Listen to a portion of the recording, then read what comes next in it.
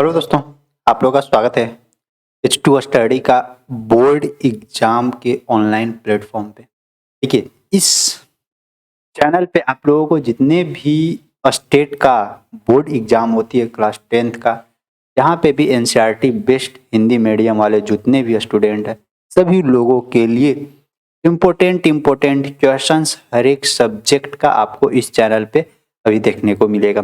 ठीक है ना। तो अभी हम लोग एक सीरीज स्टार्ट कर रहे हैं, जिस सीरीज में हम लोग कंप्लीट करेंगे फिजिक्स का ओनली फॉर फिजिक्स ने, जिस सीरीज में हम लोग कंप्लीट करने वाले हैं साइंस का complete MCQ questions chapter wise, जिसमें साइंस में आप लोगों को भौतिक देखने को मिलेगा, रासायनिक देखने को मिलेगा और जीव विज्ञान देखने को मिलेगा। तो तीनों का अलग अलग सेपरेट चैप्टर वाइज वीडियोज जो इम्पोर्टेंट एमसीक्यू क्वेश्चंस हो सकता है, मल्टीपल चॉइस क्वेश्चंस हो सकता है, वो सब सारा चीज आपको बताया जाएगा।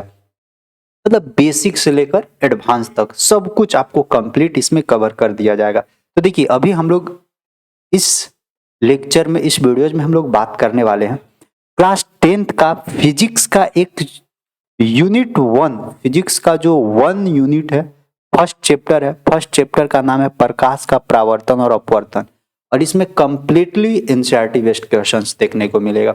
आप एनसीईआरटी बुक खोलिएगा, क्लास 10th का बुक एनसीईआरटी खोलिएगा, उसमें आपको फिजिक्स का पहला यानी भौतिक का पहला चैप्टर यही देखने को मिलेगा, प्रकाश के परावर्तन और अपवर्तन। इससे संबंधित जितना भी मल्टीपल चॉइस क्वेश्चन बन सकता है, एमसीक्यू क्वेश्चन, सारा चीज आपको हम बताते हुए चल रहे हैं। ठीक है ना। पूरा डिटेल से कवर करवाएंगे और प्रत्येक वीडियोज में आपको 10-10 क्वेश्चंस देखने को मिलेगा। और एक चीज और, जो भी नए लोग हैं इस चैनल पे, सभी लोग इस चैनल को H2 स्टडी जो बोर्ड एग्जाम का एक नया यूट्यूब प्लेटफॉर्म है, इसको सभी लोग जरूर सब्सक्राइब करिएगा। और जो भी पहले से मेरे को जान रहे होंगे, आप लोग से रिक्वेस्ट है कि अगर आपके छोटे भाई, छोटे बहन या फिर आपके कोई भी दोस्त लोग जो क्लास 10th में हैं अभी, वे लोग अगर अभी तैयारी कर रहे हैं, बोर्ड का एग्जाम देंगे, तो उन लोगों को आप इस चैनल का लिंक जरूर शेयर करिएगा, चाहे उन लोगों को जरूर रिकमेंड करिएगा, ताकि वे लोग आराम से अच्छे से बेहतरीन तरीका से पढ़ाई कर सके। ठीक है ना। तो स्टार्ट करते हैं। Important questions basic to advance तक ले चलेंगे, एक भी चीज छूटेगा नहीं। ठीक है ना। तो देखिए, आज का जो फर्स्ट क्वेश्चन आपके स्क्रीन पे देखिए, तो क्या बोलता है कि प्रकाश का किरण गमन करता है। देखिए, अगर प्रकाश का किरण की बात किया जाए तो प्रकाश का किरण किधर गमन करता है, तो आप हमेशा देखिएगा, जब भी अगर रात में तो आपके पास मोबाइल रहता ही होगा, या नहीं तो रात में आपके पास टॉर्च रहता होगा। टॉर्च को आप मार के देखिए, या फिर टॉर्च को मार के देखिए, या नहीं तो अगर कोई बड़ी बड़ी गाड़ियां देख रहे हैं तो गाड़ियां का लाइट देखिए, वो जो बल्ब से जो लाइट निकलती है बाहर है ना, वो जो जिस रास्ता में वो चलती है उसका रास्ता आप देखिएगा ना, तो एकदम सीधे जा रहा है। कभी भी आपने देखिएगा टॉर्च से लाइट ऐसे निकला तो ऐसे करके इधर ऐसे टेढ़ हो गया, मुड़ गया, ऐसा कभी भी नहीं देखने को मिलेगा आपको। तो प्रकाश का जो किरण है वो जो गमन करती है, वो कहाँ पे, हमेशा ध्यान रखिएगा, वो सीधी रेखा में ही जाती है, टेढ़ी रेखा में कभी भी नहीं जाएगा। कोई भी डायरेक्शन में ऐसा नहीं है कि कहीं दौड़ने लगेगा या इनमें से कोई नहीं। तो इसका ऑप्शन नंबर क्या हो जाएगा, ऑप्शन नंबर ए आपका करेक्ट हो जाएगा। नेक्स्ट देखिएगा, नेक्स्ट क्वेश्चन आपका क्या है कि प्रकाश का वेग न्यूनतम होता है। तो देखिए, प्रकाश का वेग, अगर एक चीज और आपको हम बताते हैं, अगर आप गाड़ी चलाते हैं, साइकिल चलाते हैं, आप देखिएगा कि आप अगर इस रोड खाली है, तो रोड खाली है तो देखिएगा पूरा स्पीड में आप चल रहे हैं। लेकिन अगर कहीं भीड़ भड़ाका आ गया, जहाँ पे ज्यादा भीड़ है, वहां पे स्पीड आपका ऑटोमेटिक कम हो जाता है, ऐसा नहीं कि कहीं धक्का लग जाए किसी को। ठीक है ना। तो सेम वही है, प्रकाश का वेग न्यूनतम यानी प्रकाश का वेलोसिटी, प्रकाश का वेग न्यूनतम कहाँ होगा, जहाँ पे ज्यादा भीड़ है, जहाँ पे ज्यादा घनी एरिया, घना आबादी वाला क्षेत्र है, वहीं पे ना जनरली इसका स्पीड कम हो जाएगा। तो कहाँ पे देखिए, निर्वात वैक्यूम जिसको बोला जाता है, इसमें यहाँ तो पूरा खाली खाली रहता है, यहाँ तो फुल स्पीड में चलेगा लाइट, तो निर्वात में सबसे ज्यादा स्पीड में रहता है। लेकिन हमसे वेग न्यूनतम की बात कर रहा, पानी में, वायु में, कांच में। तो देखिए, जल, वायु और कांच, जल और वायु के कंपैरिजन में ये जो कांच है ना, जो ज्यादा घनत्व वाला है, यानी इसका डेंसिटी ज्यादा होता है कांच, यानी ज्यादा भीड़ भड़ाका है यहाँ पे, तो प्रकाश का वेग इस चारों ऑप्शन में से सबसे कम किसमें होगा? इस कांच में। तो इसका ऑप्शन डी होगा। और सबसे ज्यादा की अगर बात करें तो निर्वात में सबसे ज्यादा, वो भी कितना? 3 × 10⁸ मीटर पर सेकेंड के रफ्तार से चलता है। कहाँ पे? निर्वात में। ठीक है। अब क्वेश्चन नंबर 2 के बाद देखिएगा, क्वेश्चन नंबर 3 क्या बोलता है ना कि मोटर गाड़ी के चालक के सामने लगा रहता है। तो मोटर गाड़ी के सामने जो लगा हुआ रहता है वो कौन सा दर्पण होता है? तो देखिए गाड़ी में 2 प्रकार का दर्पण ज्यादातर आपसे पूछेगा। पहला साइड मिरर यानी बगल वाला मिरर। अगर साइड दर्पण की बात करें यानी बगल वाला दर्पण की बात करें तो वहां पे कौन सा लगा हुआ रहता है? उत्तल दर्पण, है ना। उत्तल दर्पण यानी कॉन्वेक्स मिरर। और जो सामने जो लगा हुआ रहता है उसको हेड लाइट बोला जाता है। तो सामने जो लगा हुआ रहता है, सामने वाला को हम लोग बोलते हैं अवतल दर्पण।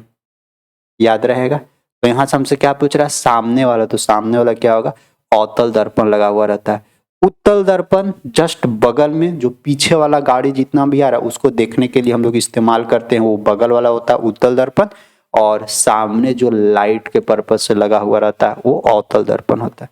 इसका ऑप्शन नंबर सी होगा। और ये समतल दर्पण तो जान रहे हैं कि घर में चेहरा देखने के लिए आप कितना सुंदर हैं, सुंदर नहीं, वो सब देखने के लिए हम लोग समतल दर्पण का इस्तेमाल करते हैं। ठीक है ना। तो ये हो गया। नेक्स्ट देखते हैं क्वेश्चन नंबर 4 क्या बोलता है ना, मोटर गाड़ी का हेडलाइट में किसका प्रयोग होता है? हेडलाइट में फिर से सामने वाला की बात कर रहा है। तो सामने वाला जनरली हम लोग अवतल दर्पण का इस्तेमाल करते हैं। तो इसका ऑप्शन नंबर सी बनने वाला है। नेक्स्ट देखिएगा फिफ्थ में क्या बोलता है? समतल दर्पण द्वारा बना प्रतिबिंब होता है। समतल दर्पण द्वारा बना हुआ प्रतिबिंब कैसा देखने को मिलता है? आप ध्यान से देखिएगा। आपके पास आईना होगा, मेरे पास आईना भी तो अगल बगल नहीं है। आईना में जब भी आप देखते होंगे ना तो आप देखिएगा एकदम आपका जो चेहरा सामने जो है ना, जैसा चेहरा दिख रहा है, जितना बड़ा आपका चेहरा सेम टू सेम उतना ही देखने को। आईना कभी भी झूठ नहीं बोलता है, ठीक है ना। इसलिए आप आईना को कभी भी दोष मत दीजिएगा, आईना के खराब है, हम तो बहुत सुंदर है, आईना के खराब नहीं है, ऐसा नहीं होता। तो समतल दर्पण द्वारा बना प्रतिबिंब, समतल दर्पण किस प्रकार का प्रतिबिंब बनाता है? तो देखिए एक होता है वास्तविक प्रतिबिंब। वास्तविक प्रतिबिंब किसको बोला जाता है? जो उल्टा इमेज बनता है, उल्टा प्रतिबिंब जहां पे बन रहा है ना उसको बोला जाता है वास्तविक प्रतिबिंब। काल्पनिक प्रतिबिंब यानी सीधा जो बनता है ना प्रतिबिंब, उसको हम लोग बोलते हैं काल्पनिक। यानी समतल दर्पण में हमेशा सीधा ही बनता है, ऐसा कभी भी नहीं देखने को मिलेगा सामने खड़ा हो गया, पैर ऊपर चल गया और ये जो सर है ना ये सर नीचे आ गया, ऐसा कभी नहीं होगा। तो समतल दर्पण द्वारा बना प्रतिबिंब कैसा होता है? काल्पनिक। तो इसका ऑप्शन नंबर बी हो जाएगा करेक्ट। ठीक है, क्वेश्चन नंबर 5 का भी। नेक्स्ट देखिएगा क्वेश्चन नंबर 6 क्या बोलता है? लेंस की क्षमता का ऐसा ही मात्र। लेंस अलग अलग टाइप्स का लेंस होता है, कॉन्वेक्स लेंस, उत्तल लेंस, कॉनकेव लेंस, अवतल लेंस, इस प्रकार का लेंस होती है। तो उसका क्षमता यानी उसके पास कितना कैपेसिटी, उसके पास कितना पावर है, उस चीज को मेजरमेंट करने के लिए जनरली हम लोग डाईऑप्टर का इस्तेमाल करते हैं। याद रखिएगा लेंस की क्षमता का ऐसा मात्रा क्या होता है? डाईऑप्टर, ऑप्शन नंबर ए। नेक्स्ट बढ़ते हैं क्वेश्चन नंबर 6 के बाद क्वेश्चन नंबर 7 देखिएगा। प्रकाश के किरणों का पथ दर्शाने वाले चित्र को क्या कहते हैं? प्रकाश के किरणों का जो रास्ता, पथ मीन्स रास्ता, जैसे प्रकाश का किरण ऐसे है इस तरह से, इसका जो रास्ता है उस रास्ता को हम लोग क्या बोलेंगे? किरण, आखिर, एक फोकस, या फिर किरण पुंज बोलेंगे, या इनमें से कुछ भी नहीं बोलेंगे। तो देखिए जो प्रकाश की किरणों का जो पथ है, रास्ता है, उसको हम लोग क्या बोलेंगे? किरण आरेख बोलेंगे। ठीक है ना। क्या उसको हम लोग बोलेंगे? किरण आरेख, यानी ऑप्शन नंबर इसका ए हो जाएगा क्वेश्चन नंबर 7। नेक्स्ट देखिएगा क्वेश्चन नंबर 8 क्या बोलता है? 2D क्षमता वाले लेंस का फोकसांतर। देखिए 2D कहने का मतलब 2 डायोप्टर वाला लेंस है वो, उसका फोकसांतर यानी फोकस की बात कर रहा है, फोकस दूरी कैसे निकालिएगा? तो देखिए एक रिलेशन होता है, पावर बराबर होता है 1/फोकस, जबकि फोकस हम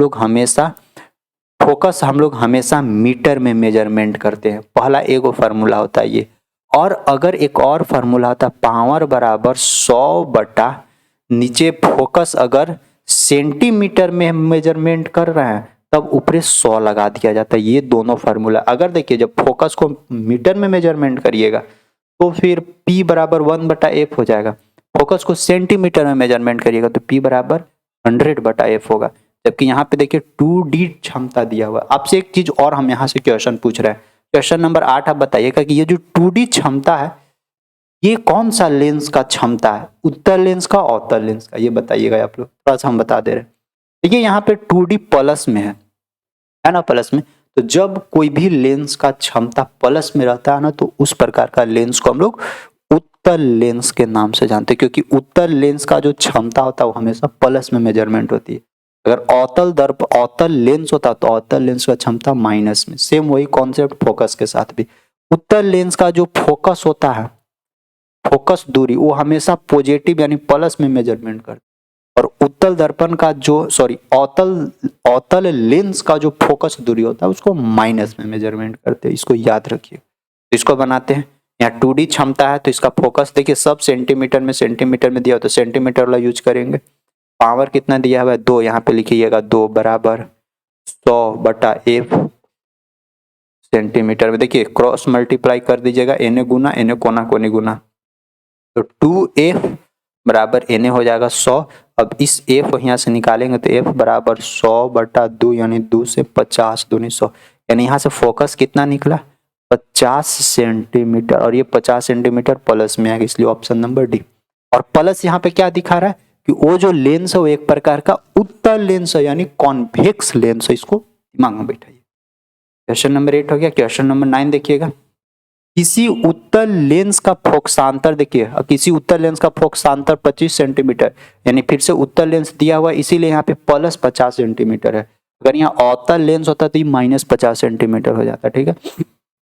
तो किसी उत्तल लेंस का फोकसांतर 50 सेंटीमीटर है तो उसका क्षमता, तो फोकस प्लस में है तो पावर भी, क्षमता यानी पावर भी प्लस में आएगा। तो अभी जस्ट बताएं, फोकस सेंटीमीटर में दिया हुआ है तो पावर कैसे लिखेंगे 100/फोकस सेंटीमीटर में। जब सेंटीमीटर में फोकस लेंगे तो ऊपर 100 जरूर लगाएंगे, ये हो जाएगा पावर बराबर 100/फोकस कितना 50 सेंटीमीटर, यहाँ पे लिख देते हैं 50 दूनी की 100, यानी पावर कितना हो जाएगा +2 डायोप्टर। क्यों डायोप्टर, क्योंकि लेंस का क्षमता को हम लोग डायोप्टर में मेजरमेंट करते थे, यहाँ पे 2D हो जाएगा, वो भी प्लस के साथ 2D बोले तो ऑप्शन नंबर डी हो जाएगा।